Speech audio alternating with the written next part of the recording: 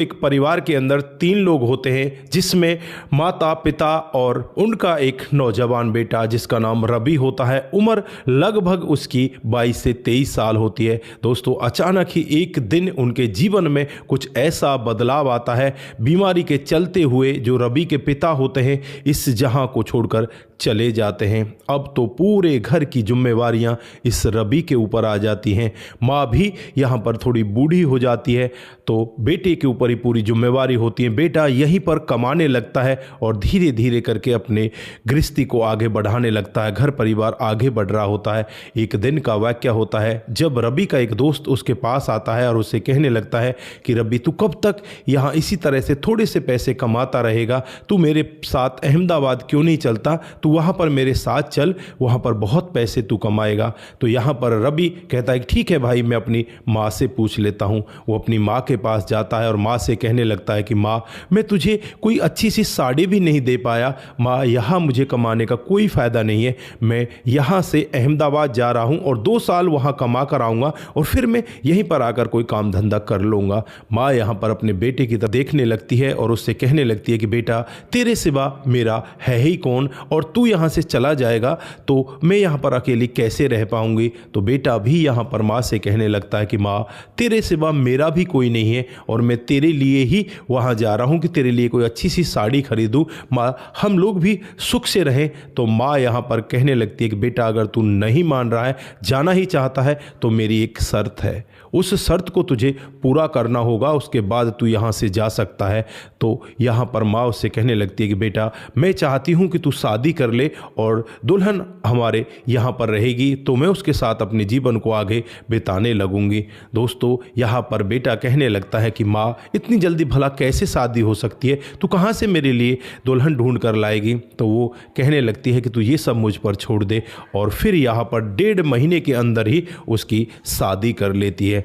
दोस्तों, शादी होने के बाद 1 सप्ताह तक तो रवि अपनी दुल्हन के साथ रहता है। दुल्हन का नाम रेखा होता है, और फिर यहाँ से वो अपने उस दोस्त के साथ अहमदाबाद चला जाता है। लेकिन उससे पहले रेखा से कह कर जाता है कि रेखा, मेरी माँ के सिवा मेरा कोई नहीं है और तुझे मेरी माँ का अच्छे से ख्याल रखना है। वो भी कहती है कि ठीक है, मैं माँ का ही ख्याल रखूँगी। वो सीधे अपने दोस्त के साथ अहमदाबाद चला जाता है और वहीं पर रहने लगता है। दोस्तों, समय आज से करीब करीब 20 साल पहले का होता है, जब इतने ज़्यादा फ़ोन नहीं हुआ करते थे, तो चिट्ठी से ही एक दूसरे के बारे में पता किया जाता। वो अपनी सास के ऊपर ऑर्डर चलाने लगती है और ऑर्डर भी इस तरह से चलाया करती कि सास को यहाँ पर नौकरानी बना दिया जाता है। अब तो रेखा यहाँ पर आनंद लेने लगती है और जो सास है वो बेचारी बुढ़ापे में कामकाज करने लगती है। यहाँ पर होती है वो सास से भी अपने आप को ऊंचा समझने लगती है और कहने लगती है कि सास, अब तू काम करेगी और मैं बैठकर आराम से खाऊंगी।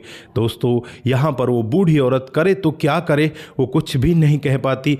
उस समय ना तो फ़ोन होते थे कि बेटे से वो बात कर ले या किसी और से वो कह दे। आसपास की जो महिलाएं होती हैं उन्हें भी सब यहाँ पर इस बहू के बारे में पता चल जाता है कि ये बहू किस तरह से रानी बनकर रह रही है और अपनी सास पर ये किस तरह से काम करवाती है। लगभग 1 साल का समय इसी तरह से बीत जाता है और इधर जो इसका बेटा होता है उसका काम भी कुछ दिनों के लिए रुक जाता है। लगभग 1 महीने के लिए वो काम रुक जाता है।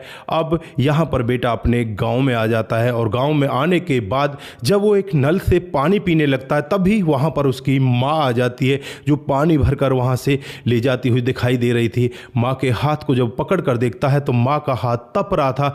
बुखार में माँ पानी लेकर जा रही थी और बहू घर में बैठी हुई थी। दोस्तों, जैसे ही माँ घर के अंदर आती है तो बहू का जवाब होता है कि बुढ़िया, तू आ मरी, कितना टाइम तुझे हो गया, तू इतने टाइम में पानी लेकर आई है, तुझे शर्म आनी चाहिए। दोस्तों, यहाँ पर जब बेटा इस तरह की बात सुनता है तो 2-3 तमाचे अपनी पत्नी को लगा देता है और उसके बाद उससे कहता है कि तू इस घर से निकल जा, हमारा तेरा कोई रिश्ता नहीं है।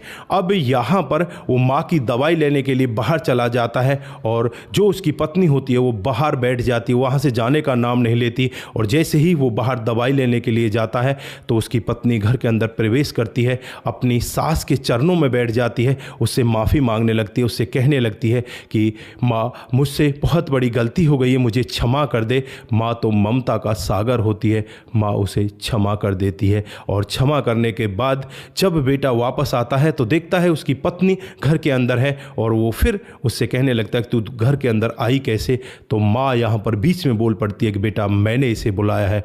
तो माँ की तरफ देखने लगता है और कहने लगता है कि माँ तेरे साथ इसने इतना गलत किया और तूने इसको एक पल में क्षमा कर दिया। तो यहाँ पर माँ कहने लगती है कि बेटा कोई बात नहीं है, तो ये हमारे घर का ही सदस्य है।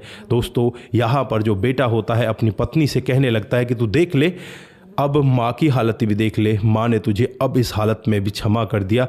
तू कैसी है, तू अपनी माँ के साथ क्या ऐसा कर सकती थी जो तूने मेरी माँ के साथ मेरे पीछे से ऐसा किया। अब यहाँ पर पत्नी उसके चरणों में गिर जाती है, रोते हुए उससे कहने लगती है कि माँ मुझसे बहुत बड़ी गलती हो गई, और अपने पति से भी कहती है कि मुझसे बहुत बड़ी गलती हुई, मुझे क्षमा कर दो, आज के बाद मैं कभी भी ऐसा कोई काम नहीं करूँगी। उसका पति होता है उसे भी लगने लगता है कि इसकी समझ में आ चुका है, अब इसे क्षमा कर देना चाहिए। दोस्तों फिर वो अपनी पत्नी को क्षमा कर देता है और उसके बाद अपनी पत्नी और अपनी माँ के साथ बड़े आराम से रहने लगता है। लेकिन यहाँ पर बहू ने जो कदम उठाए थे वो बहुत ही निंदनीय है, बहुत ही गलत है।